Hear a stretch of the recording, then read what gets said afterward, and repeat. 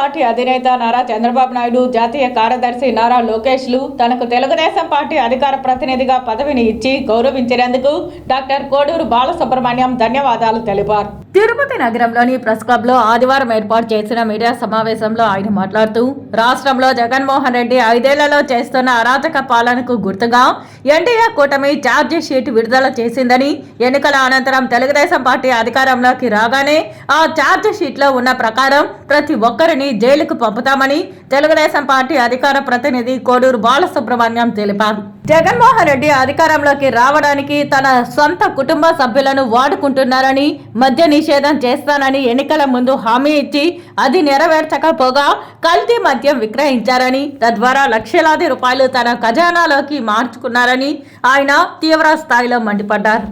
నేను పాలు తాగే పిల్లవాడిని, నా పక్కన ఇంకొక మా తమ్ముడు కూడా ఇప్పుడే పుట్టాడు, ఇప్పుడే పాలు తాగుతున్నాడు, ఆయనకి దీనికి ఎటువంటి సంబంధము లేదు అని చెప్పి చెప్తున్నాడు. నేను ఆయన ఒకటే కోరుకుంటున్నా, మీ తండ్రి గారు చనిపోయినప్పుడు మీరు ప్రభుత్వంలో సీఎంగా వచ్చిన తర్వాత సిబిఐ ఎంక్వైరీ ఎందుకు వేయలేదు? మీ చిన్నాయన గారు చనిపోయిన తర్వాత ఆయన పైన సిబిఐ ఎంక్వైరీ ఎందుకు వేయలేదు? అంటే మీరు అధికారంలో వచ్చేదానికి సొంత కుటుంబాన్ని కూడా వాడుకున్న వ్యక్తులు మీరు.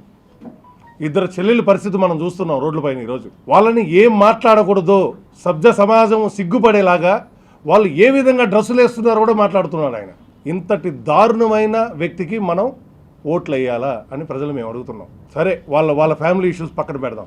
ప్రజలకు వచ్చినప్పుడు చెప్పాడు ఆయన, నేను కానీ మీకు ఓట్లు అడగాలంటే మద్యపానం నిషేధించి నేను వచ్చి మిమ్మల్ని ఓట్లు అడుగుతాను అని చెప్పాడు. నిషేధించకపోగా కల్తీ మద్యం తీసుకొని వచ్చి 1,00,00,000 కోట్ల రూపాయల ధనాన్ని ఈరోజు మద్యం పైన సంపాదించారు.